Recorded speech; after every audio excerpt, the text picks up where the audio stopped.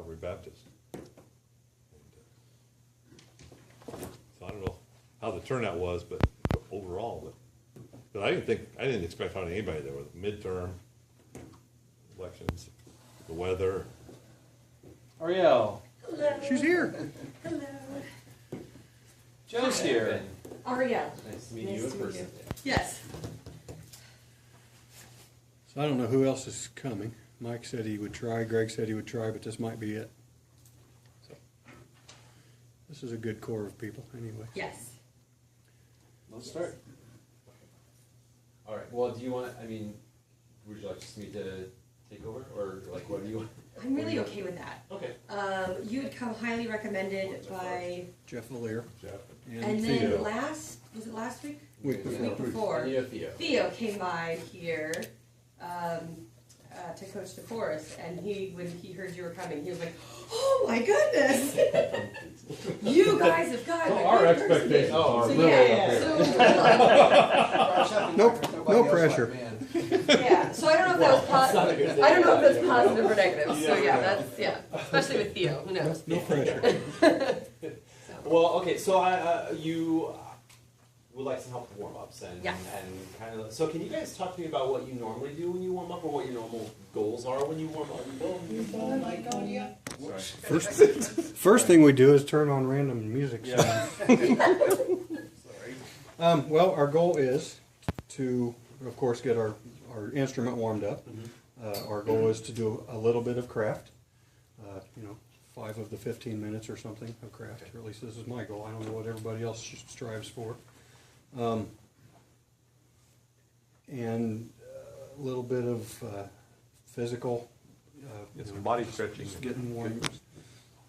What else do we try to do? That's mainly- Something else I mentioned to them multiple times is you have to get the body and the breathing and attention. Big things. Good. So I mean, like that sounds like a great outline for any warm-up. So Also, listening to each other, tuning chords, and listening for the balance, Okay. listening for the resonance, is it matching, and so forth. okay, awesome.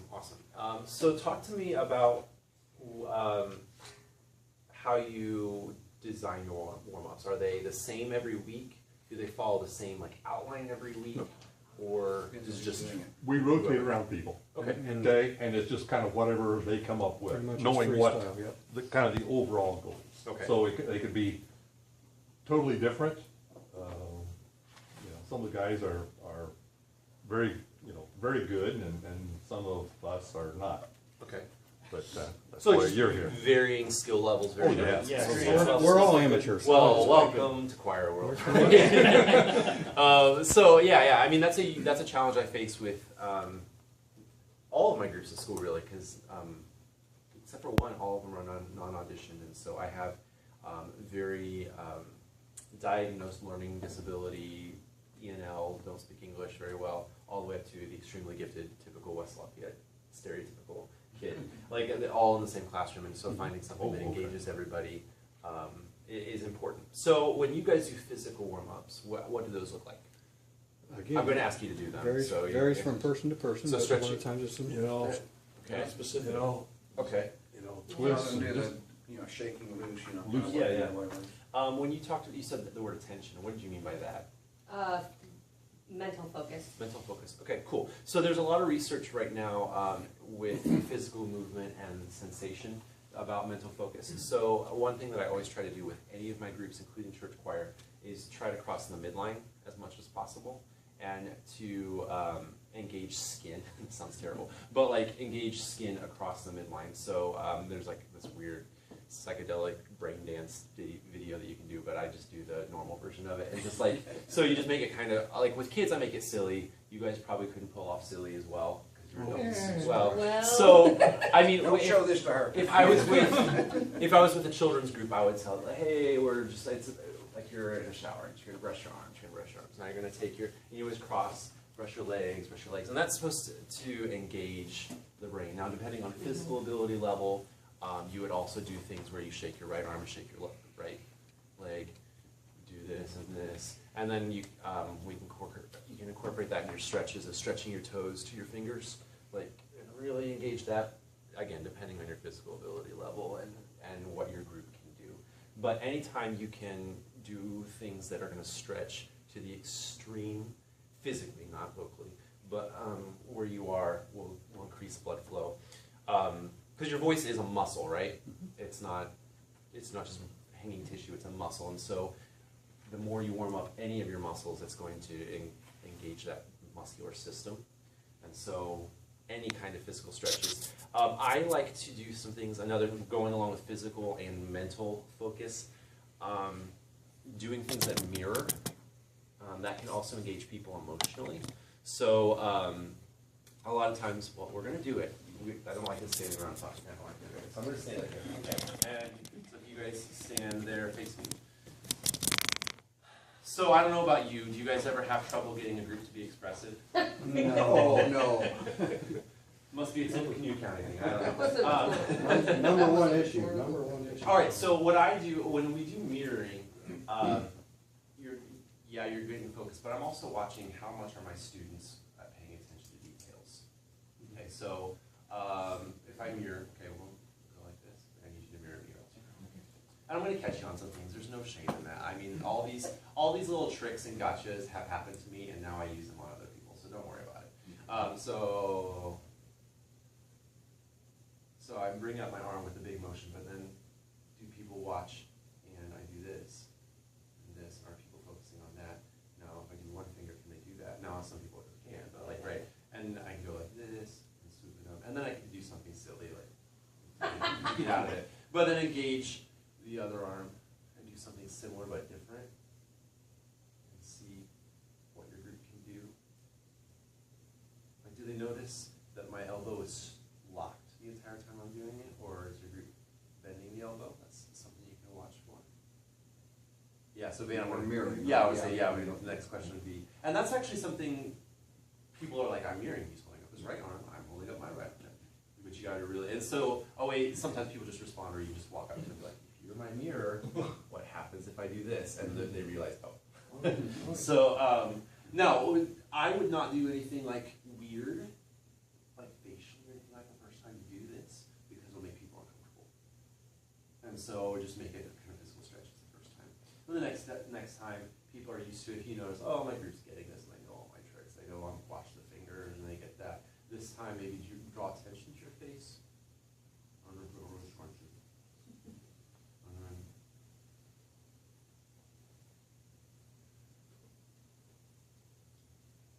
And just incorporate that into the mirroring. And yeah, people will laugh. Funny things will happen.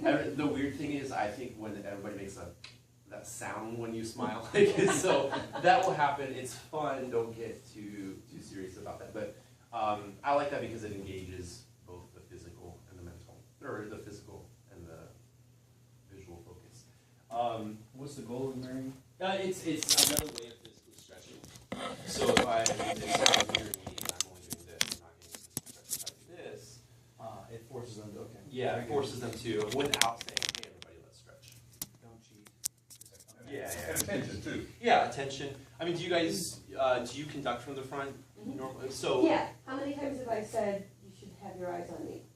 Or follow what I do? sadly, she says It's not our real thing. At this point, I don't even say it anymore, the guys say it for me, so. Oh man, that's nice. Would you come teach my kids to do that? So yeah, all of those things, having fun with it, keeping it light. As soon as you get like, you have to do it like this, you get really tense and it defeats the purpose of stretching, right? So it's got to stay light. And you know your group better than I do, so you know, okay, that's totally not going to work. Other things that I like to do for mental focus, and talking to a guy in junior high, I bet there's some similarities between barbershop course and junior high choir, if I had to guess. But Well, they're more More brain school. I was gonna say, we haven't reached that maturity. a good focus is repeat after me. I'm going to do some rhythm patterns. So I'm just doing 4-beat patterns, and you can do them anywhere. You can invite other people to come up and lead. Maybe there are some people in your chorus who normally are not leaders and would be terrified if they had to sing a solo in front of the group. But if you teach them to just clap 4 beats in front of the group and have them repeat it, that helps build some camaraderie within the group. Okay, so you guys, since you're super advanced, I'm going to go to the next level for you. And a lot of these stretches I use throughout the year with all of my groups, including the church choir, but I do them at varying levels of difficulty. So that was first level. I would do that for a couple of rehearsals. For junior high, I would do that for like the first 9 weeks. Not every day, but like that's something I would use. Okay, so since you guys are super advanced, I'm gonna go on. This time you're gonna go 4 beats after me, but while you do that one, I'm gonna do the next 4. Okay, so here we go.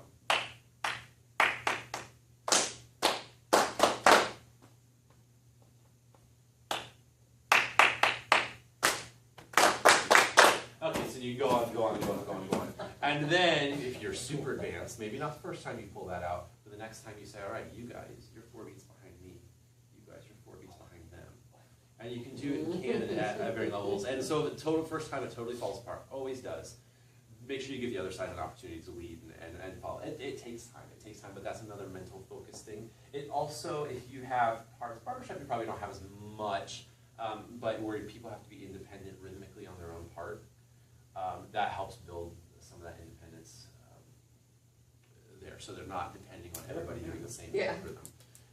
We got that when the basses are always 4 beats behind the rest of it. Yeah, it's not on Sometimes purpose. it's not. But I mean, I honestly, I've never thought about it this way, but I bet it helps. Just being independent in rhythm, Yeah. I think, would help with independence on parts. If Yeah. that's something, I mean, I know that's something my groups struggle with. So that's another way of combating that.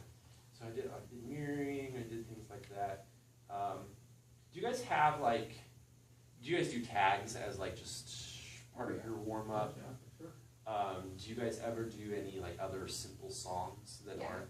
So like what kind of simple songs do you guys use? We call them barbershop polkas. So they're simple songs that the society has deemed as, I don't know, simple songs that everybody should know already. Wild Irish Rose. Okay. Like Call Me Out, Sweetheart. Baby. So those are 4-part simple songs, right? Okay. Yes. Okay, so when I mean simple, Right. I mean like super easy, like basic level children's like titles and stuff. We don't typically do that. Okay.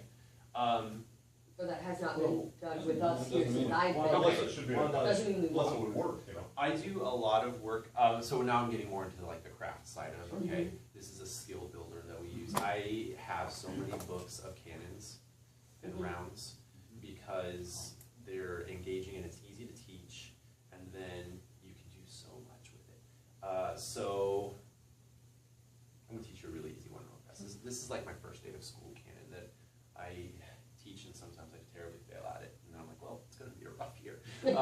So it goes, white sand and gray sand, who will buy my white sand? Who will buy my gray sand? Repeat after me. Repeat after me. White sand and gray sand. White sand and gray sand. Who will buy my white sand? Who will buy my white sand? Who will buy my gray sand? Who will buy my gray sand? Can we do it? Do you guys learn a lot by rote? Or do you, I mean, are you comfortable learning by rote? Yes. That's one of the skills. I don't have that skill. Like, if I were you, it would take me like 4 hours to learn this. But if you wrote it out for me, I could recite read it. Let's sing it together. Ready? And go. White sand and gray sand, who will buy my white sand? Who will buy my gray sand? So I know it's not perfect, but here's what I would do with that. I teach that on the first day of school. Sometimes it takes another day to teach it to the choir. And we sing it in unison. What can you teach your group? What are some issues you are having with your songs that are 4-part harmony, that are barbershop, that we could solve with a unison line that everybody knows? Listening. Blend, okay. So how could we coach that with a unison line? Hearing, or the other, you know, do you Try to sound like match. the person next to you? Try to Yeah. match, try to Okay. matching the voices. Do you guys ever cover your eyes and sing? No, we can't see the director now. Oh, ooh, he's good. He's good. Yeah. I Um, give them $1 a week. That's something we I do. Well, okay. Well, that's something I do. Like if we had this as a simple song, and again, this is something I do use with my groups. If blend is something we're working with, I say close your eyes, and this is the point where, as the director, I say I'm not going to start you. You guys start yourselves. But our eyes are closed. Well, you know what? They fail several times before they figure it out. And either one, somebody will count off, and I say stop counting off, Or they'll realize they can lead each other in like this. White sand and gray sand, who will? And they can do that, and then they're listening so much more intensely if I'm not giving them directions. Mhm. Like I'm terribly blind. I need to put these back on. So like encouraging them. I mean, So covering your eyes is a great way to help with blend, even if you're not doing a simple song. I'm using simple songs. Covering your eyes, just turning out the lights, or just dimming it so that you're disengaging the visual aspect. So here, yes, you have to watch your director. Yes, that is something I'm not telling you not to watch. Or you're not telling her I told you not to watch your director. But there are times when if you take away sight, you're going to rely more on the sound. Yeah. Okay.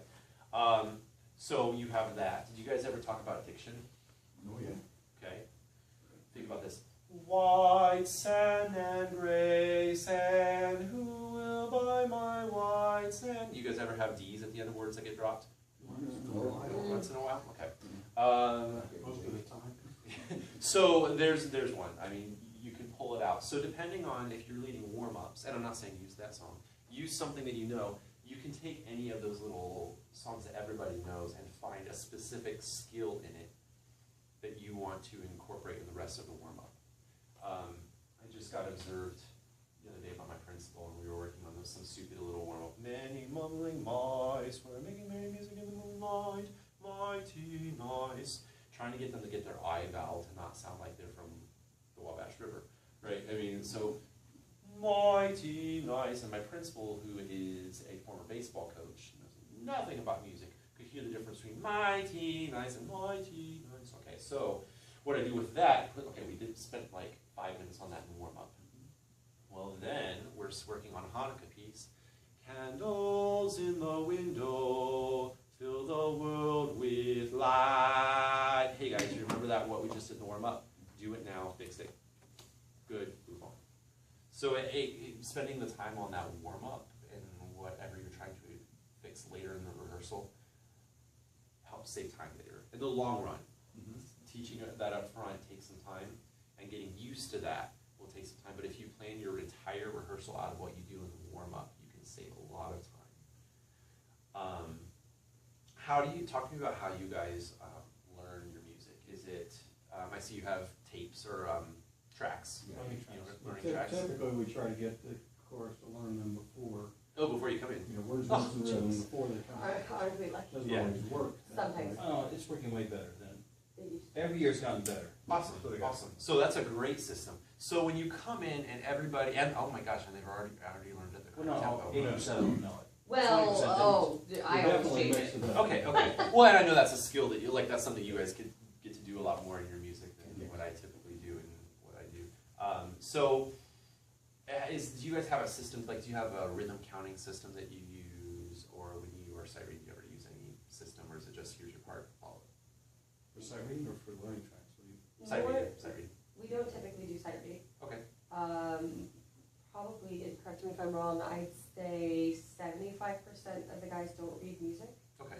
Would you say that sounds? Probably. Majority, vast majority. Yeah. Now, but if they looked at it and they could, I'm always surprised when they look at the music, They can figure a lot out. reading the intervals is like nothing. Yeah. You see But relative. they don't, and relative for rhythm as well, but you couldn't hand them something Right. Well, and there's for them several to read it. good sight readers, and then the other Right. ones cheat and listen, you know. Yeah. Oh yeah. Oh, which We is don't every typically singing group, do, right? I went into sight reading when I first started and Right. dropped that. Yeah. Okay. So here's what I'm not saying you should do sight reading at the beginning of the rehearsal. That's not where I'm going with this. Well, when you get a piece together, and I saw your rehearsal schedule. Is that for tonight? Or okay. So This is special because this is for a sing out where 3 of us are gonna be directing, and she's not gonna be there. oh, okay. That's why it looks a little different. So if we're talking about Light a Rose, which is one that everybody knows, that's probably one that everybody's most familiar with. Last time you sang it, were there any issues? Yes. Okay. There What? are always issues. Can you give me a specific concept or a specific part that you could sing to me? Because I'm not familiar with the parts. I've sung it once. Coming in together. Okay. On any given word. has lots of, large intervals that are prone to sliding. Yep. I love, you know, that kind of thing. Okay, cool. So those, okay, I could spend 2 days working on each of those things. Okay, so I have all 4 parts represented here, right? So no? I can pretend to be the tenor. Yeah. Okay. You know, Okay, and I know you're not asking me to, I'm not gonna coach you as if you were performing, but I'm gonna say, let's assume this is last week's rehearsal, you're gonna sing for me, and now I go home and I think about what warm-ups I wanna do tonight. Okay, so could you just sing for a bit, sing a bit, show me some of the issues. So if you need to like overdo, that sounds terrible, that sounds terrible. So if you need to overdo, We'll come up with something. like I These mentioned, are the guys that are good at it. yeah, so show me what you mean by like the entrances, can you show me what you mean by that? And you can show what your dad does with the sliding, right? With sliding. We can fake being bad, so you don't have something. Yeah. That's We'll see, it's gonna be tough. Yeah, we'll take the bad, good idea.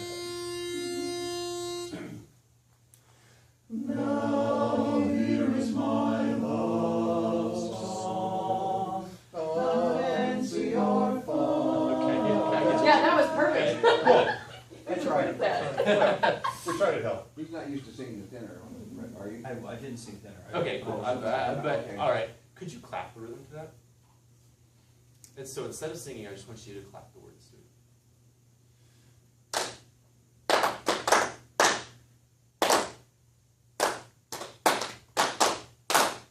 Right. So there was, yeah, I know there would be moving parts, Right. but that was cleaner, right? Because for some reason we're trained at a young age. I know what it sounds like when people clap together, but to speak at the same time as somebody or to sing at the same time as somebody is a harder skill. So that checks, do people actually know the correct rhythm? Because it could be they just don't understand the concept of what rhythm is trying to be sung. Okay, so let's assume that was perfect. The next step I would say is, okay, can you sing that, or can you speak that while you clap it? Can you speak it while you clap it? Go for it. Now, hear my love song. Good. Can you do that again? The words "here is" were a little bit messy for me. Can you really listen to those? And I think it was the clapping that was a little bit off. Now, hear my Now, our initial entrance was a little bit off. I can try Now, hear my love song. Good. Is it this rhythm? Or is it the first one? Yep. Okay, that was just for my clarification. Do it again. Now, hear my love song. Cool, cool. So what I did there, I tricked you. That was amazing. So I heard two rhythms at the same time, and I wanted to make sure, was it a we aren't sure, do we know what it is? And then somebody could probably realize, oh, I was doing the other rhythm. Oh, and the lights shine down, and miracles happen sometimes. Now, then I would take it to, sometimes I have groups sing it and clap it at the same time. It depends on the group. Sometimes that works, sometimes that doesn't. And if it doesn't work, I don't get bent out of shape. One thing Theo did was have us snap the fingers with the beat. With the beat, yeah. For that, Um, that was a But different. that's a little different thing, actually, yeah. well, and if you guys, I mean, it depends on how comfortable you guys are with movement. There are other things you can do that are very difficult. So you guys stand up for your entire rehearsals? Is that how it is? Mostly. I try to get my groups out of rows as much as possible. So like a lot of times I will, once we have the music learned, I will have groups sing in circle, like we'll sing in a big circle or we'll write in section circles. So I will have them walk, so now hear my love song. Because this is from Music Man, right? I wrote Yeah. Music Man. So that's part of the style of the piece. So it's not anything that's going to be offensive or anything like that. Now, if you want to see if they can do it, you're killing two birds with one stone, keeping the pulse and doing the rhythm. Okay, that's it depends on how comfortable you guys are with moving. That could be difficult for people in itself, right? And so you don't want to take people too far out of your comfort zone. Let's say you guys get really good at that. Here's the thing that's hard, and I want you guys to try this. Before, we're just going to move our feet. Can you move your feet to the rhythm of the song? So, now, here is my love. Let's try it. Ready? 2, here we go. Now, here is my love. And now, could you just clap the pulse, clap the beat? Ready? Oh, you sing. feet still. So this for me, just again, bend, ready, go. Here is mine. But you got where I'm going with this. Can you do both at the same time? No. So hard. So So hard. hard, yeah. I mean, I do it with like My Country Tis of Thee, and it is hard. Yeah. I struggle with it, and but it's fun. It's fun. Sometimes you have, if you take a group to the point where it's that you give them something that's very difficult, but it's fun, then that really difficult thing that you actually want them to do is a lot easier, and they can do it. It's kind of a mental game that teachers like to play with kids. Okay, so let's talk about rhythmic accuracy. I always resort to clapping. I do that with band. When I'm in front of the band, I do that. And I do that with choirs too, just because. And you'll always have this too. You have the people like, I just gave the freshman girl attitude, but but like it's, I'm clapping. What do you want from me? So I teach the class. Okay, will you guys clap with me clap at the same time as me? Here we go. So hands up. Get ready to clap with me. Here we go. And clap. Oh man, come on, guys, clap at the same time as me. Come on. You guys. Okay. So I always tell them, if you clap like this, you have no chance of being right ever. Okay. Now will you clap with me? First time, perfect, right? Because we all clap with purpose. So, and that's part of getting people to sing with purpose too, and engage, because you'll have a chance of being right. If you don't, you're never going to be right. It'll just be. Oh, sliding. So, a lot of sliding is that you like the ceiling. It's a barbershop. It's a bed. Okay, but do you want to slide all the time? No. No. Are there specific times where you? Oh. Are there specific times you do though? The singers like to slide, barbershop doesn't like them to slide. Okay. The Sando Glee Club or something. Okay. So I would do that in a warm up. I mean, every time I use intervals in a warm up, I listen for that. And sometimes, so you guys do everything a cappella. So everything is like you go, and then there's your warm up, right? Okay. So could you sing saw? Go. Saw. Now I would model that one way. Saw. So I would do this after mirroring. And sometimes I do a transition without even any sound. Saw. Saw. Saw.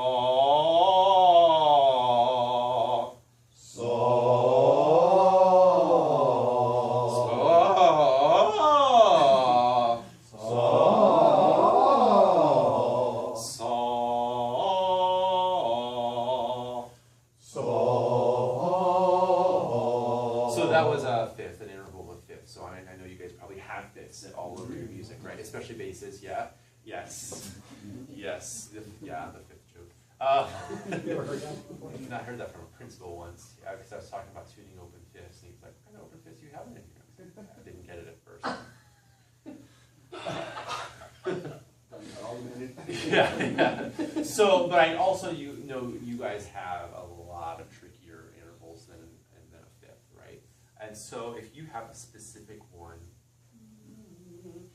my tenors struggle with descending thirds. I don't know if yours do.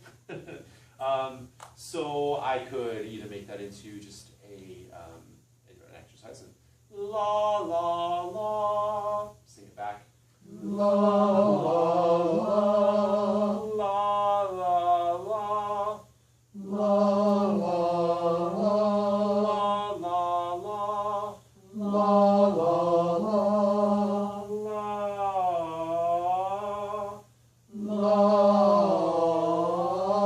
So yeah, and there are a variety of reasons why people slide. One, they like it.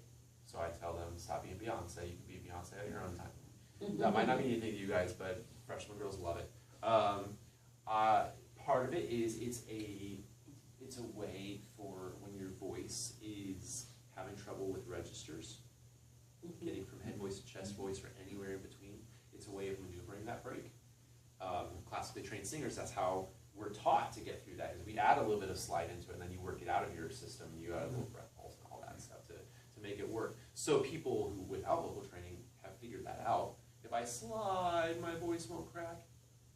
So it's part of a safety mechanism of I feel like my voice is going to crack if I do that. So I not make sure, but my voice cracks in front of my kids daily.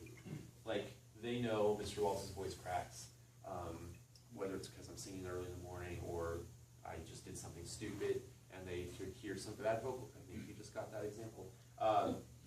And so they get comfortable with that. How comfortable would you say your group is with voice cracking in front of each other?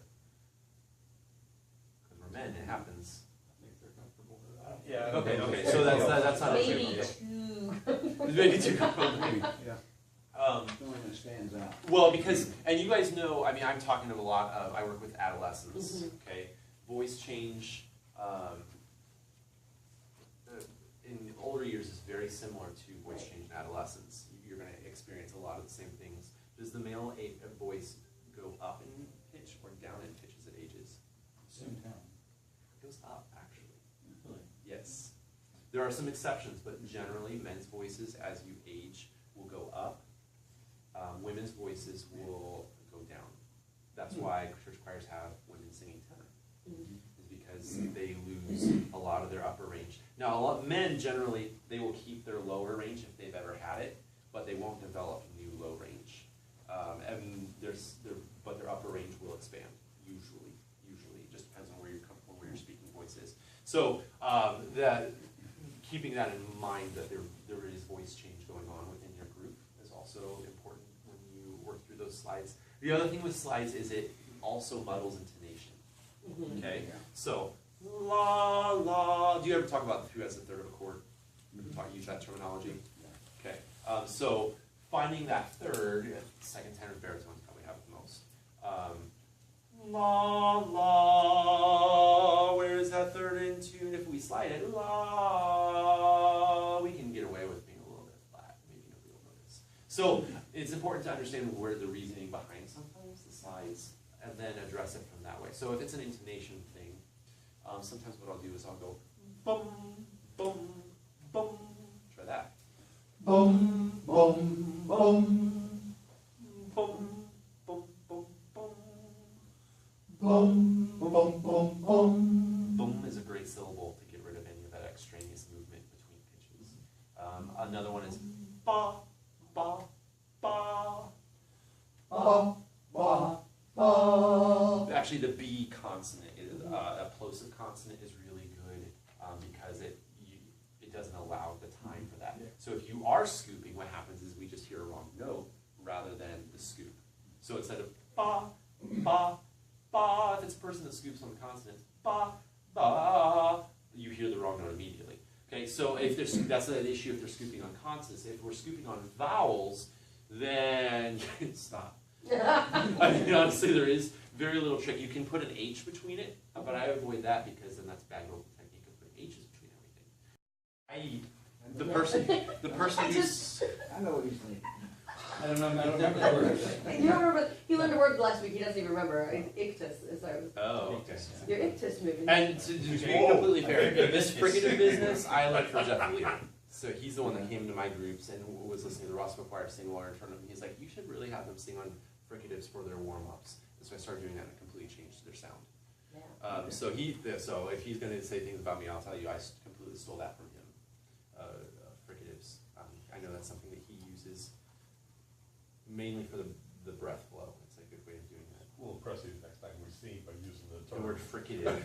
Yeah. This is closely related to what you've already done, but the other problem we have is it's interval problems, but the interval going up, making it bigger, the interval coming down, making it smaller, and that's where we tend to go flat.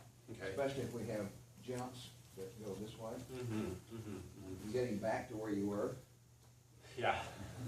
Story of my life. Yes. If it's a situation of going back to where you were, a lot of times what I will have kids do is I will have them. Let's say we all want to go. No, that's enough. Loo. I keep on using the thirds and fifths. Loo.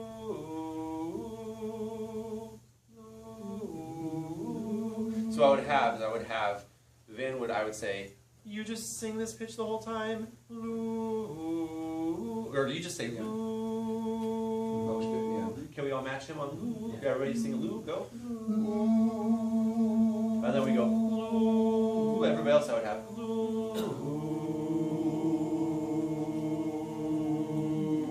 And while you sustain that pitch, You know, minor. I don't know, I'm making it up on I Classic, don't. but no, you couldn't know. Well, while he does that, we would check, okay, can we at least find that other pitch?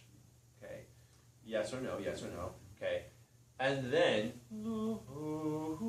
can we get back and go back and forth? And then switch. You sustain the pitch, that way he doesn't get used to just singing the same pitch over and over again. You stay there, we all match him, we all rehearse going down, and we rehearse going back and forth, back and forth, back and forth. That's how I do that. I always try to use other kids or other singers as anchor points. Listen for that, and that again engages. Hey, listen for this other person, even though that's not what happens in the song. Get used to what that other person sounds like, so that you can key into that sound. It's a skill. It doesn't work immediately, but once you get into that habit of, I can find pitches sonically by listening to somebody else. That's a way of doing it. We have one particular song, it's called Bright Was the Night. In the first two measures, we were practicing it one night. And every time we sang it, after the second measure, we were already a half a pitch down. And he goes, saw her standing there, moonbeams in her hair. And that interval right in there somewhere was just bottoming out. And What key is it in? E She's minor. in E minor. E minor. E minor. It starts in E minor and then Yeah. So there are different schools of thought on this. What's that top pitch? Do you know? Is it a G? Or a B?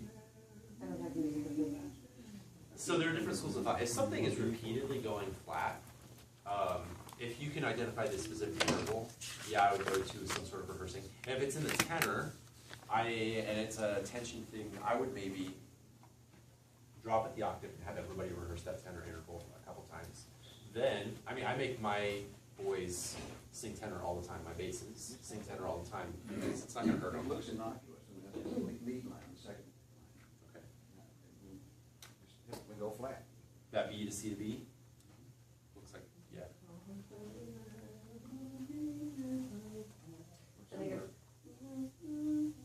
it's getting back down to the. They went off. Got different funny intervals there, and that's, Yeah, there's some tricky things in there. that was just an example, but I mean, So as an example, if it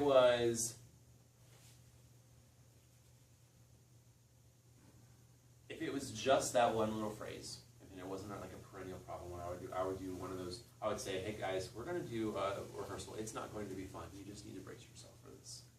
Just everybody, we're all in this together. It's gonna be fine. And I would take it note by note. Nope, that wasn't in tune. Go back a chord. Okay, go forward a chord. Okay, now we're in tune. Go forward another chord. Go back. It takes a ton of concentration, and it doesn't work for every group.